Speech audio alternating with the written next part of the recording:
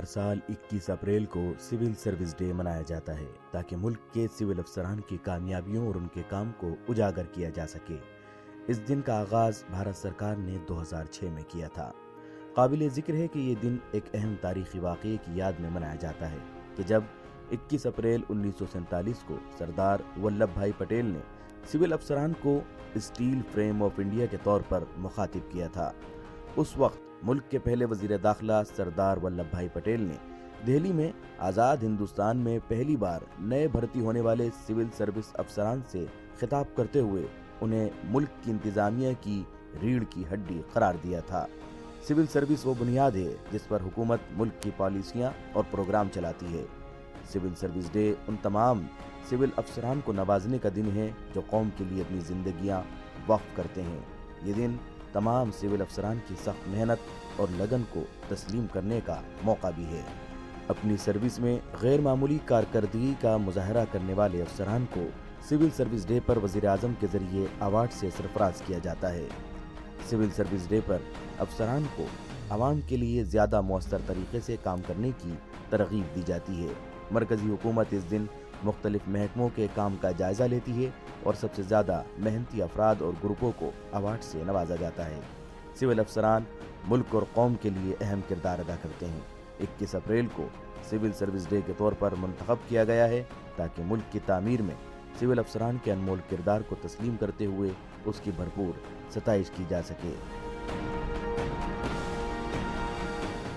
नाज़रीन आदाब, आज की इस पेशकश में हम बात करेंगे मुल्क की खिदमत करने वाले उन अफसरान की जिनमें मुल्क की खिदमत करने का जज्बा भी है और मुल्क के निज़ाम को कायम रखने की जिम्मेदारी, जिनके अंदर मुल्क में तब्दीली लाने का जोश भी है और आइनी निज़ाम के तहत मिली ड्यूटी के तहत काम को ईमानदारी के साथ अंजाम देने की जिम्मेदारी भी, और वो हैं स्टील फ्रेम ऑफ इंडिया यानी हमारे सिविल अफसरान।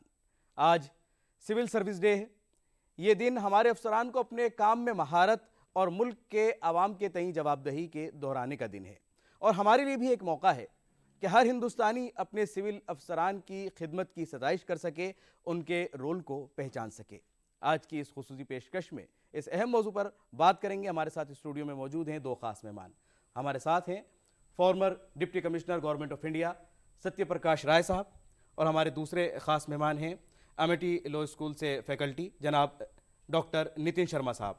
आप दोनों का आज की इस पेशकश में बहुत बहुत इस्तकबाल है और हमारे साथ स्टूडेंट भी मौजूद हैं, नौजवान भी मौजूद हैं, जिनके सवालों को आज की इस पेशकश में हम शामिल करने की कोशिश करेंगे। सबसे पहले आप सबका भी आज की इस पेशकश में बहुत बहुत इस्तकबाल है।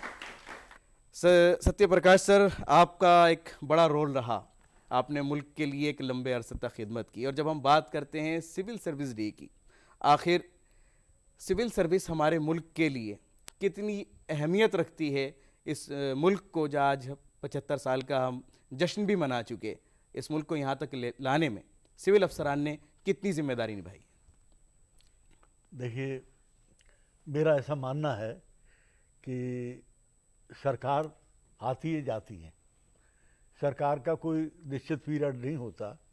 कई सरकारें 15-15, 20-20 साल चलती हैं, कई सरकारें 5 साल में ख़त्म हो जाती हैं, कुछ का पीरियड 6 महीने का भी है। जी, आपको पता होगा, लोकतंत्र है। लोकतंत्र है, ये बिल्कुल ठीक कह रहे हैं।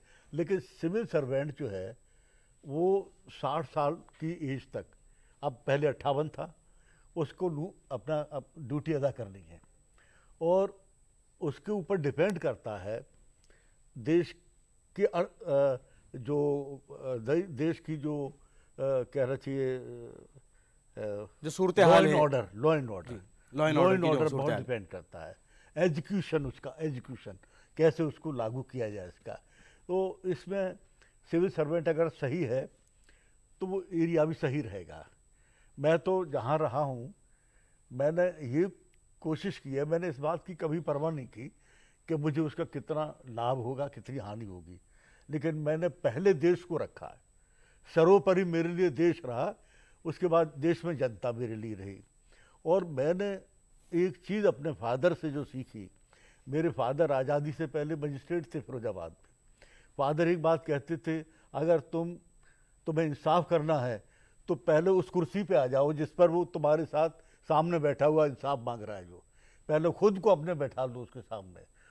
वहाँ खुद एक मजिस्ट्रेट के रूप में मत बैठो, उसको देखो, उसकी जगह आओ, तो तुम सही इंसाफ कर पाओगे। और मेरे साथ तो ऐसा हुआ, और मैं पापा की बात जब याद करते तब देखता था, तो यानी वो बात आपके काम में आई हमेशा पूरी आजाद- जिंदगी में जितना आजाद। आपने काम किया। नितिन सर, कितनी अहमियत रखता है सिविल सर्विस डे हमारे आज़ाद भारत में, और ख़ास तौर से जब हम आज़ादी के 75 वर्ष मना चुके तब हमारे लिए कितना मैटर करता है? जी सर, देखिए जो सिविल सर्विस डे की आज हम बात कर रहे हैं, तो इसकी जो नींव है आज़ादी के साथ साथ 1947 से ही रखी गई।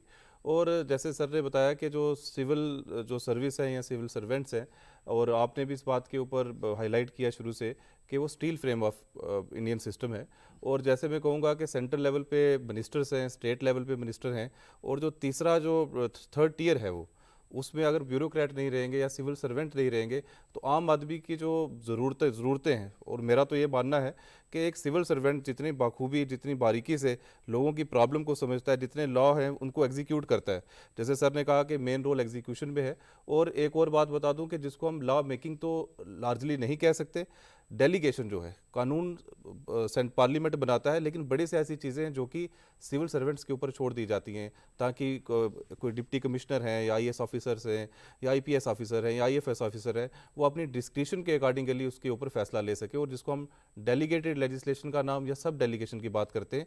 और मौका को देखते हुए वहाँ के लोगों का क्या रद्द अमल है, लोग क्या चाहते हैं, उन चीज़ों को देखते हुए वो वहाँ पर एग्जीक्यूशन करते हैं, जिससे कि जिसको आज आपने आज़ादी का अमृत महोत्सव की बात की, जो गांधी जी के सपनों का भारत था, और ख़ासकर लौह पुरुष जो हमारे iron man of India Sardar Vallabh भाई पटेल जी, जिनका सबसे बड़ा रोल, जिन्होंने इस प्राथमिकता को समझा कि जो सिविल सर्विस है एक नेशनल सिविल सर्विस डे होना चाहिए, क्योंकि उनको ये मालूम था कि जो सिविल सर्वेंट्स हैं इंडिया के अंदर, सबसे मेजर रोल जो है ये लोग परफॉर्म कर सकते हैं। और ख़ासकर अगर थोड़ा सा पीछे जाएंगे, अगर हम पहले आईसीएस की बात करें, जो सत्येंद्रनाथ जो टैगोर साहब थे, पहले आईसीएस हैं, जो कि आज की डेट में आईएएस के इक्विवेलेंट माना जाता है। तो वो देखिए आईएसीएस होने के बाद में वो ब्रह्मो समाज चलाया, उन्होंने इंडियन फेमिनिस्ट मूवमेंट चलाई, तो एक सोशल रिफॉर्मर भी थे। सोशल रिफॉर्मर भी थे। तो क्योंकि समाज को जानते थे, सिर्फ एडमिनिस्ट्रेशन नहीं, और हमें समाज को सुधारने की जो जिम्मेदारी है वो भी निभानी है। राय साहब, आपने बताया कि आपके फादर जज रहे, और वो ब्रिटिश पीरियड में मजिस्ट्रेट रहे, ब्रिटिश पीरियड में। अब अगर हम बात करें इन्हीं सिविल अफसरान की, तो ये अंग्रेज़ों के वक्त में भी सिविल अफसरान रहे हैं, लेकिन आज़ाद भारत में ये कितना बड़ा चैलेंज था नए सिविल अफसरान के लिए। जिस तरह सरदार पटेल जाते हैं आज ही के दिन 21 अप्रैल को, और उन अफसरान से मिलते हैं और उनको कहते हैं स्टील फ्रेम ऑफ इंडिया, तो अब उन अफसरान के लिए इस नए देश को चलाना कितनी बड़ी जिम्मेदारी थी? देखिए, मैं यहाँ पर थोड़ा सा एक क्लियर करूँगा। मेरे फादर सिविल सर्विस में नहीं थे।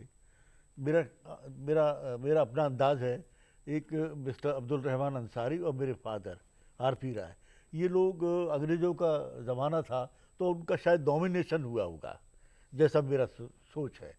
पास से सारी चीज़ पता नहीं चल पाई, चले गए जल्दी तो, लेकिन उनको जो है ना सिविल सर्वेंट की पावर्स दी हुई थी, फैक्ट्रियों के चालान करना, ये करना, वो करना, जुर्माना करना।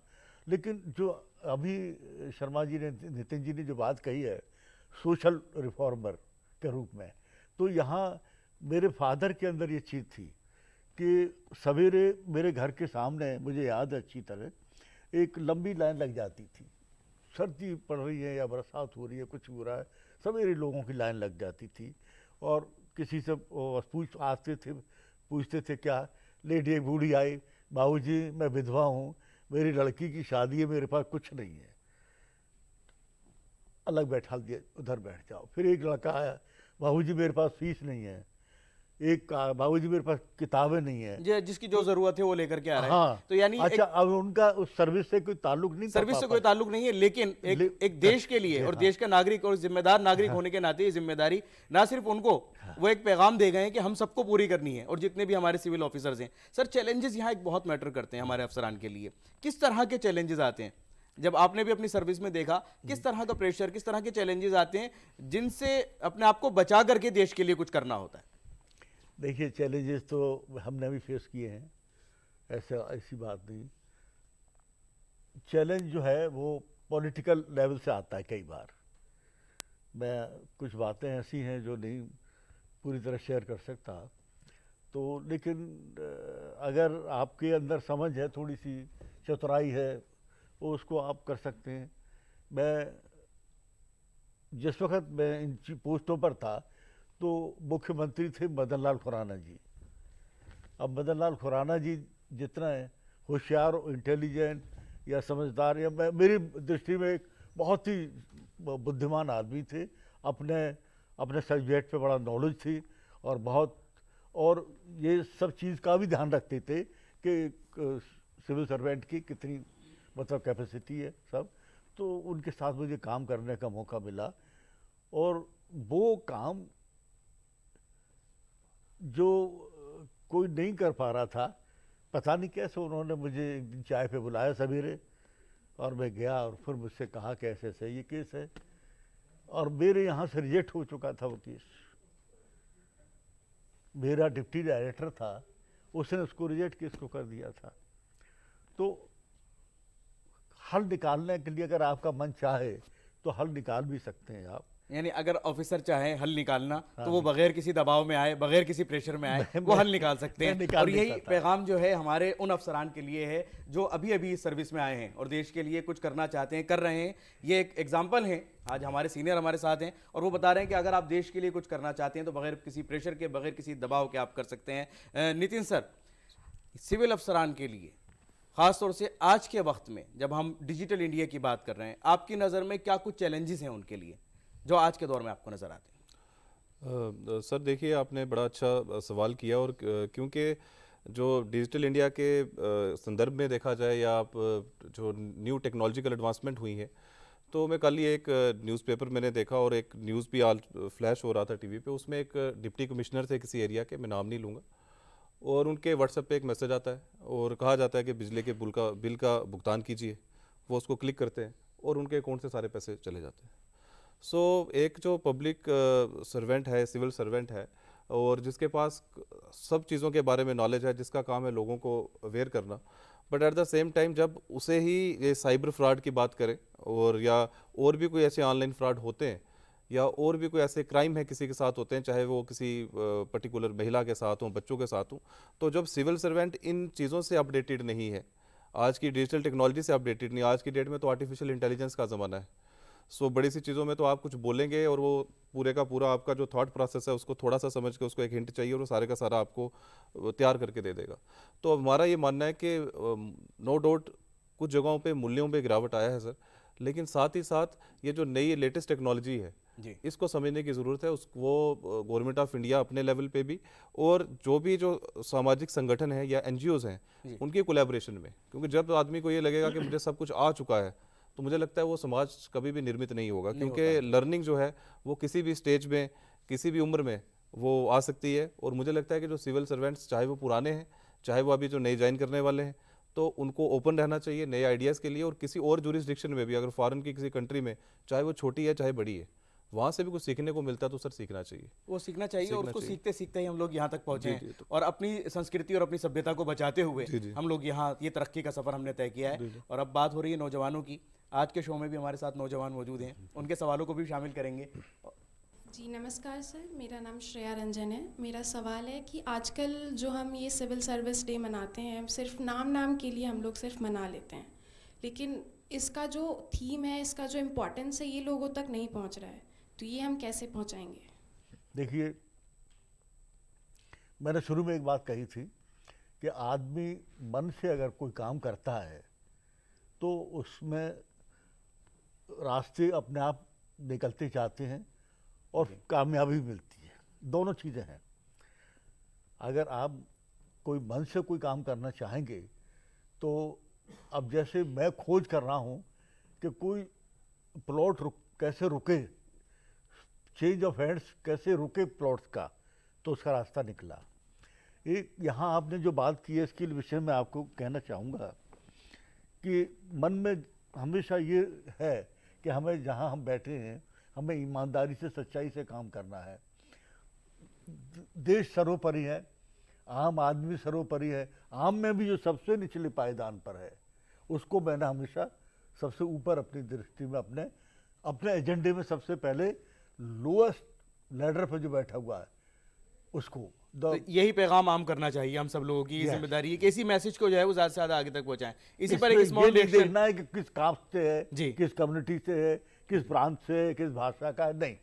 Lowest those who have been adjusting on the lower level of society, the most down trending start of the society, they must be serve first, they should be on your priority. जो सवाल पूछा गया है जी। उस संदर्भ में बताना चाहूँगा कि पिछले कुछ दिनों से, पिछले कुछ अरसे से मुझे लगता है कि इसकी अवेयरनेस बड़ी है। और उसकी सबसे बड़ी जो मिसाल है, जैसे आज हम डीडी उर्दू पे बैठ के इस प्रोग्राम को सेलिब्रेट कर रहे हैं, और ये जो हमारा जो प्रोग्राम है ऑल ओवर इंडिया सब लोग देखेंगे। सो बड़े से लोग अभी भी हैं जिनको सिविल सर्विस डे के बारे में पूरी मालूमात नहीं है, लेकिन मुझे लगता है कि एक एक करके 11 होते हैं, और बाकी बड़े से एजुकेशनल इंस्टीट्यूशंस, एनजीओज भी इस प्रोग्राम को मना रहे हैं। और खासकर 2006 के बाद अगर आप ग्राफ देखेंगे, क्योंकि आज की डेट में पीएम एक्सीलेंस अवार्ड दिए जाते हैं, और वो इसी बेसिस पे होते हैं कि कौन सा आईएएस ऑफिसर, कौन सा सेंट्रल गवर्नमेंट के जो ग्रुप ए क्लास ए के जो एम्प्लॉइज़ हैं, कौन सा कैसा अच्छा काम करते हैं, उसके बेसिस पे उनको अवार्ड दिया जाता है। और आप जितनी भी हेडलाइंस देखेंगे, न्यूज़पेपर में देखेंगे, तो लोगों को मालूम पड़ता है कि आज 21 अप्रैल है, आज सिविल सर्विस डे है, और ये लोग देश के लिए काम कर रहे हैं, और जो अच्छा काम कर रहे हैं सरकार उनको अवार्ड देती है। प्राइम मिनिस्टर अवार्ड से नवाजा जा रहा है, प्राइम मिनिस्टर खुद आगे आकर के उस अवार्ड को देते हैं, उन तक पहुंचाते हैं, ताकि उनके अंदर एक जज्बा पैदा हो और एक ये जोश पैदा हो कि जो हम काम कर रहे हैं उसकी सताइश की जा रही है, उसकी तारीफ की जा रही है। कहीं ना कहीं हमारे समाज में हर हिंदुस्तानी उस काम को सराह रहा है। अगले सवाल की तरफ बढ़ते हैं। जी, आपका सवाल। नमस्कार सर, मैं Aditya Sharma. Sir, civil service exam दुनिया का दूसरा नंबर पे सबसे मुश्किल एग्ज़ाम है हमारा। एक सिंपल लोग कहते हैं जो भी तैयारी इसके करते हैं कि अगर आपको सिविल सर्विस क्रैक करना है तो आपको अपने आप को कमरे में बंद करना पड़ता है 8-8 घंटे 10-10 घंटे, इसमें झूठ भी नहीं है, बिल्कुल आपको करना पड़ता है। आपने एग्ज़ाम पार किया, उसके बाद आपको लोगों के बीच में जाना है। तैयारी के वक्त में आप लोग रहे हैं कमरे में, लेकिन जब आप सर्विस क्रैक कर गए तो आप पब्लिक के बीच में। तो सर, इसको कैसे आप हैंडल करेंगे कि आपका एक्सपीरियंस नहीं है कि पब्लिक के बीच में काम कैसे करना है, तो क्या इसमें कुछ हम लोगों को ऐड ऑन करने की ज़रूरत है? ये एग्जाम से रिलेटेड आपने सवाल पूछा, बड़ा अच्छा, और मैं चाहूँगा कि एकेडमिक जो हैं फैकल्टी इसका जवाब दें। नितिन सर, आपका ताल्लुक़ रहता है स्टूडेंट के साथ, और वाकई एक एग्ज़ाम की तैयारी की उन्होंने जो बात की, मैं चाहूँगा इस सवाल के ऊपर आपका जवाब। जी देखिए, ठीक है, उनका कहने का मकसद मुझे लगता है ये है कि पहले बिल्कुल सोसाइटी से अलूफ रह के, कट होके तैयारी करनी, और उसके बाद एकदम से समाज के अंदर चले जाना। लेकिन इस चीज़ को देखा गया, और आज की डेट में आईएएस के एग्ज़ाम के अंदर एप्टीट्यूड है, उसके अंदर आपको एथिक्स के ऊपर भी क्वेश्चंस पूछे जाते हैं। तो सबसे बड़ी बात जो राय साहब ने बड़ी अच्छी बात की, जो मेन जो बात वही है ईमानदारी। अकाउंटेबिलिटी बाहर नहीं मिलेगी, मैं बोलूँगा transparency, accountability, responsiveness, rule of law, inner accountability जो कि अंदर है। इनर अकाउंटेबिलिटी चेक कैसे होगी, उसका भी मापदंड कोई बना नहीं। हम कोशिश कर रहे हैं, हम बच्चे को पढ़ाते हैं, एक पीडागॉजी तैयार करते हैं, एक मेथोडोलॉजी तैयार करते हैं, मकसद उस, लेकिन 100 के 100 बच्चे आईएएस नहीं बन पाएंगे, अलग अलग डायरेक्शन में जाएंगे। सिमिलरली डॉक्टर के लिए मैं पढ़ाई करता हूँ तो मुझे पहले हॉस्पिटल जाने की ज़रूरत नहीं है। मेरा मन ये है कि मेरे अंदर एक सेवा भाव होना चाहिए कि लोगों की सेवा करनी है, तो इसलिए मैं अंदर बैठ के पढ़ाई करूँगा। तो इस चीज़ को थोड़ा सा मिटिगेट करने के लिए आजकल एथिक्स के ऊपर, गवर्नेंस के बारे में, या इंडियन पॉलिटिकल सिस्टम, हिस्ट्री जो हमारी है उसके बारे में पूरा फुल फ्लेज सिलेबस है, लोगों को तैयारी की जाती है। हालांकि इसमें रिफॉर्म्स चल रहे हैं, और भी रिफॉर्म्स हो सकते हैं आने वाले दिनों में, और भी हमें देखने को मिलेंगे। और दूसरा ये भी है कि जब हमें समाज की बेहतरी के लिए और समाज के लिए कुछ करना है, तो उसके लिए हमें जानना भी पड़ेगा, और उसके लिए हमें पढ़ना पड़ेगा कि किस तरह से और कब कब क्या क्या रिफॉर्म्स हुई, और हम उनको किस तरह से कर सकते हैं, और कुछ आप कंपैरेटिव स्टडी भी करेंगे, तो वो भी ज़रूरी है। और उसके बाद समाज, उसके अंदर आप रह रहे हैं, और जो एक्सपीरियंस आपको मिल रहा है उसमें आप खुद ही जान सकते हैं कि किस तरह से बेहतरी कर सकते हैं। अगले सवाल की तरफ बढ़ेंगे। जी, नमस्ते सर, मेरा नाम जागृति अरोरा है। मेरा सवाल आपसे ये है कि जब एक सिविल सर्विस के लिए एक एस्पिरेंट तैयारी करता है और उसके बाद जब वो कुछ टाइम बाद उस पोस्ट पे पहुंच जाता है, तो वो करप्ट क्यों हो जाते हैं? मतलब वो जिस भाव से उन्होंने तैयारी करी थी, तो वो उस भाव से उतना काम क्यों नहीं करते हैं? बड़ा वैलिड सवाल है सर। जिस भाव के साथ तैयारी करके आते हैं और जिस जोश के साथ तैयारी करके आते हैं, तो वहाँ बैठ करके सबको नहीं कह रही हैं, उनको यही कहना है कि करप्ट कैसे हो जाते हैं फिर? ये नहीं, करप्ट तो वो ठीक है, उनका कहना सही है। देखिए, ऐसा है कि ये तो शर्मा जी भी जानते हैं, पावर जो है ना आदमी को कहीं ना कहीं तो करती है, थोड़ा इन्फ्लुएंस करती है। हाँ, करती है। कई बार ऐसा होता है कि अब मैं क्या बताऊं आपको, मैंने 50-60 हज़ार अलॉटमेंट की है, रिकॉर्ड है। इससे बड़ी अलॉटमेंट आज तक किसी डायरेक्टर ने नहीं की डीडीए स्लम में, डीडीए की सबसे बड़ी अलॉटमेंट है। अब मेरे पास जो प्रॉपर्टी डीलर होते थे, दूसरे लोग आते थे, उनको सिर्फ वो जानते थे ये आदमी पैसा नहीं लेगा, वैसे निकले, तो वो क्या करते थे, जैसे आपका प्लॉट है तो कहा कि रोड के ऊपर दिलवा दीजिए। अलॉटमेंट जो है ना रोड के ऊपर, 40 फुट रोड के ऊपर जो भी अलॉटमेंट हो जाएगी वो कॉमर्शियल हो गई, फिर पक्की बात अपने आप की को दर्शन है, उसकी वैल्यू वो हो गई। तो वो उसके लिए फिर अब मैंने तो ये कह के कि भाई मेरे पर्चे थे, चलो ऑब्लाइज कर दिया 1-2 केसेस। उस आपने जो काम किया वो समाज की सोसाइटी के लिए और हर ऑफिसर कर सकता है। बड़े भावुक होकर एक बात कह रहा हूँ, बच्चे बैठे हैं, बेटियां बैठी हैं, ये जो कोविड का पीरियड गया, रिश्तेदार से नहीं मिल रहा है, बाप बेटे से नहीं मिल रहे, दूर हैं, तो मेरे वो बच्चे, मेरे वो बच्चियां मेरे लगातार मेरे टच में रहते थे। और मुझे कहना नहीं चाहिए, अच्छा नहीं लग रहा, नॉन वेज का शौकीन हूँ मैं, मेरे बच्चे नॉन वेज लेके उस टाइम पर भी मेरे घर पे आते थे, यही बच्चे जिनको मैंने पाल पोस के बड़ा करके शादी करके सेटल किया। 18 बेटे और 23 बेटियां, यानी इसको कहते हैं बीमारी में अभी मेरे पास आते। कर्म का बदला, जो आपने कर्म किया उसका बदला आपको मेरे मिला। अपने बेटे और हैं, बेटियां हैं, जी। वो इतना नहीं जितना उन्होंने मुझे आज भी है। आज पता चल जाए कि मुझे बुखार भी आ गया है, एकदम थोड़ा गया है कि मेरे पास है। ये एक जज्बा है, और ये जो आपने हमारे मुल्क के लिए खिदमत की, ये उसका इनाम है आपके लिए, जो शायद लोगों को नज़र नहीं आए, लेकिन उसका फ़ायदा, उसका सवाब आपको मिलता रहेगा। हर ऑफिसर के लिए हमें अपने तमाम मुल्क के जो ऑफिसर्स हैं जिन्होंने सिविल सर्विस में अपनी खिदमत अंजाम दी है या दे रहे हैं, हमें उनकी खिदमत पर फ़ख्र है और उम्मीद है कि वो इसी ईमानदारी के साथ इस मुल्क को आगे बढ़ाते रहेंगे, इस जमहूरियत को मजबूत करते रहेंगे। मैं शुक्रगुजार हूँ अपने दोनों ख़ास मेहमानों का और तमाम स्टूडेंट का जिन्होंने आज के इस प्रोग्राम में शिरकत की। और आप भी हमारे इस प्रोग्राम से रिलेटेड अपने राय मशवरे हमें ईमेल कर सकते हैं, हमें भेज सकते हैं। आज की इस पेशकश को हम यही मुकम्मल करते हैं और छोड़े जाते हैं आपको कानून से मुताल्लिक़ कुछ अहम मालूमात के साथ। हम फिर हाजिर होंगे किसी नए और ख़ास मौजू के साथ। तब तक के लिए हमारी पूरी टीम को दीजिए इजाज़त। आदाब।